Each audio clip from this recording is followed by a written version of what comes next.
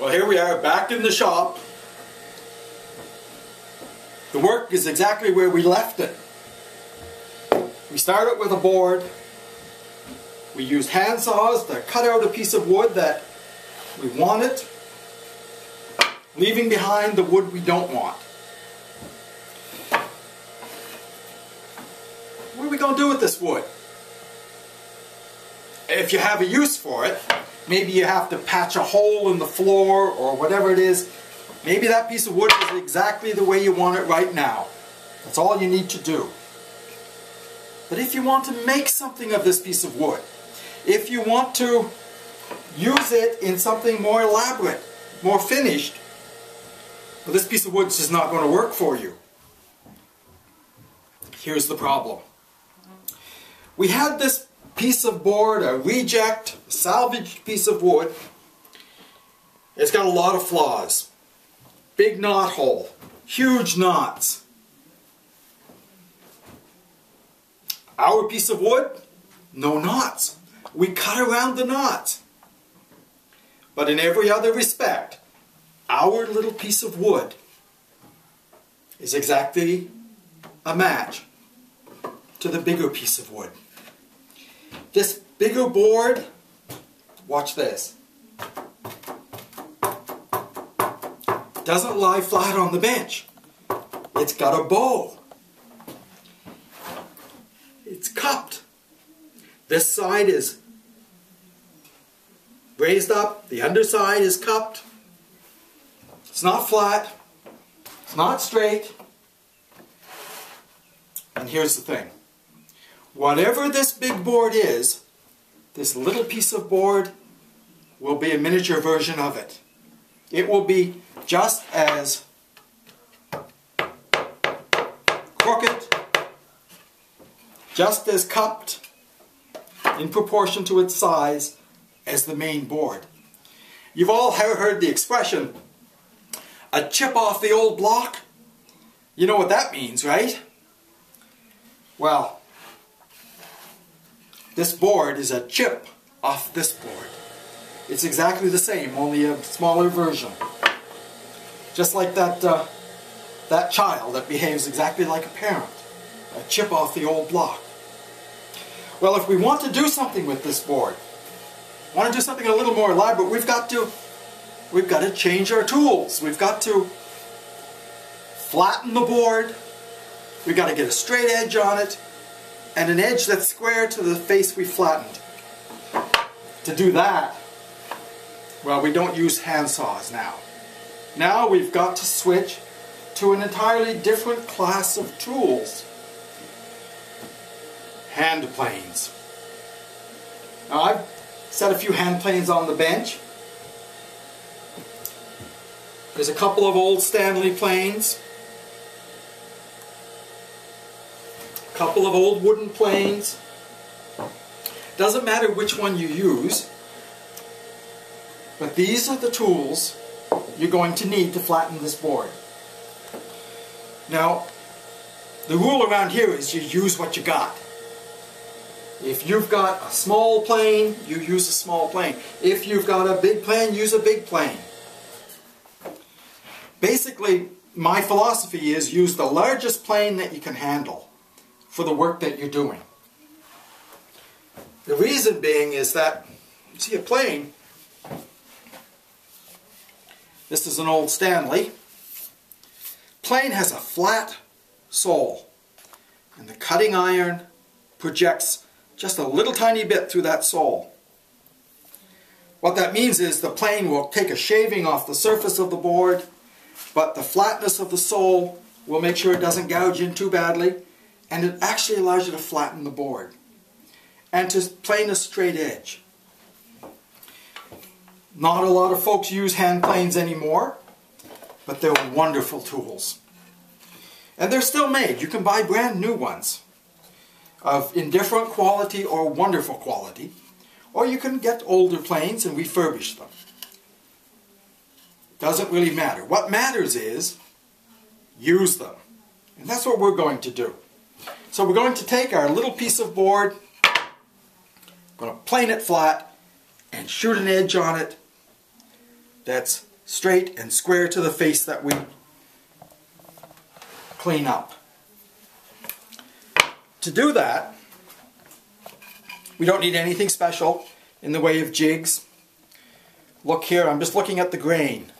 It goes a little bit, you want to plane with the grain, not against it. You want to plane in such a way that the way the wood fibers seem to run out of the board, you're planing that way so it doesn't dig in too much. A piece of wood like this is going to be hard to plane. The grain's a little bit boxy, it means it goes in different directions. It's a piece of spruce, it won't necessarily plane very cleanly. We'll try it out. All you need to do is you decide which face you want. We're going to plane this face. All you need to do is have it butt up against something solid. Just a bench stop. Let me push this stuff out of the way. Now I'm just going to check the iron of my plane. Sight down the sole and the adjustments on these kinds of planes, knobs and screws. The adjustments on wooden planes are with a little hammer, wedges. So let's take a couple of cuts and see which way this goes.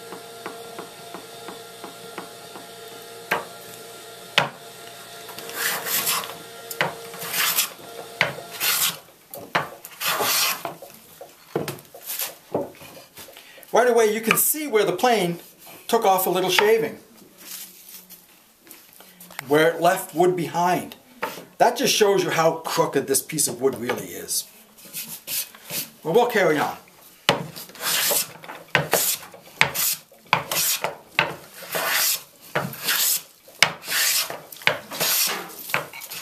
Now I've planed off the face of this little board. Looks a little different than it did a few minutes ago. Here's the piece that was part of it. It came actually like this. See the contrast? Clean, bright, shiny wood. But it's still not quite ready. Looks good. But is it good? We have to test it.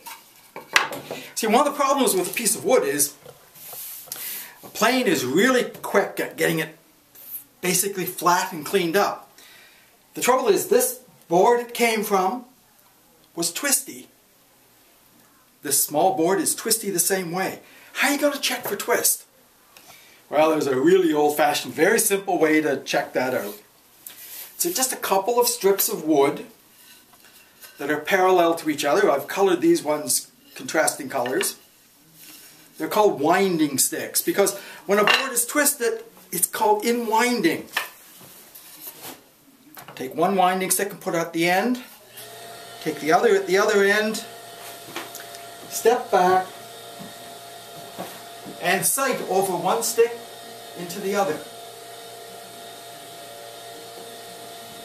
The function of the winding sticks actually is to exaggerate the degree of twist. A twist that's almost impossible to see in the board becomes really evident with winding sticks. So a couple of more passes with the plane and I think we're okay.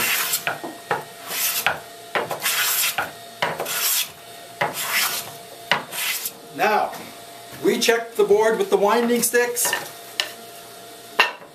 This little board, on one face at least, is flat, smooth, and out of winding. It's a plane surface. That's why we use planes to make plane surfaces. There's one more thing we've got to do with this board to make it really useful. We need an edge. One edge of the board we have is rough sawn. One edge is machined and gritty.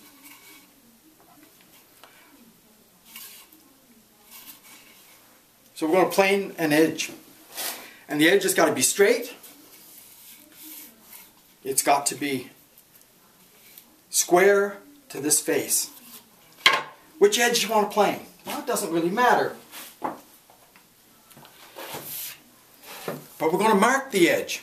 So once we get a face, we have to mark it to let us know that this is a true face, and also mark and see which edge we want to plane. Let's straighten this edge.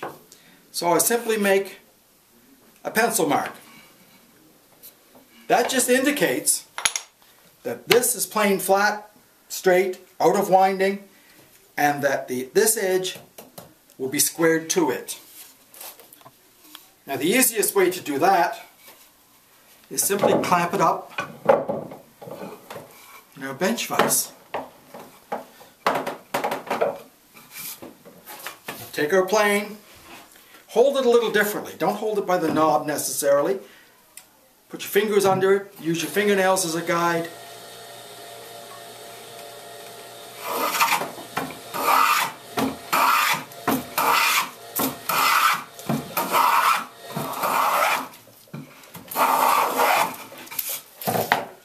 Now, nice clean edge on our board.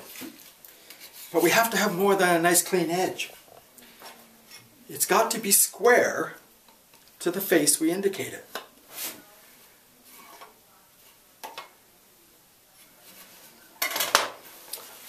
That's square.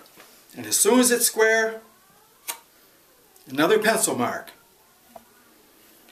Now every time we pick up this board, we know which edge is true, which face is true.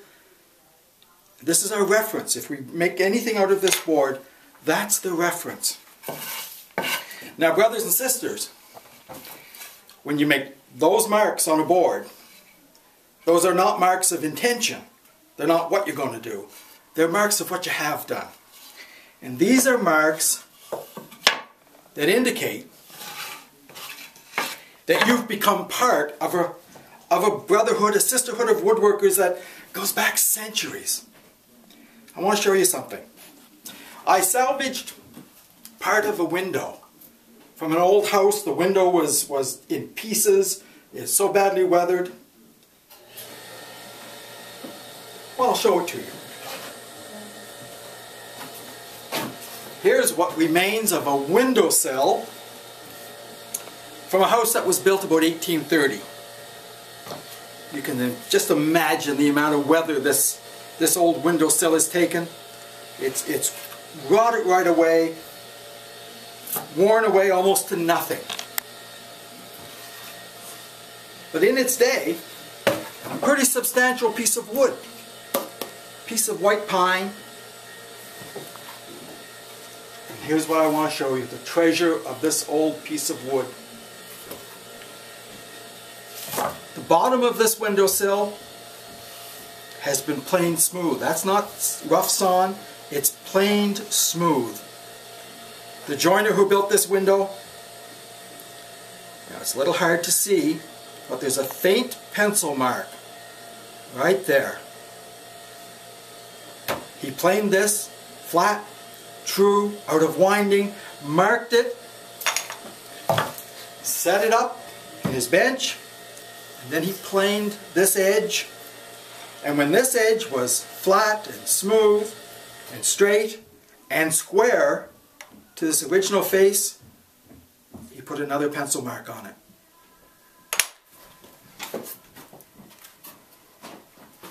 A 170 years later, that pencil mark is still there. If I take my square, put it against the face, this piece of wood is still square.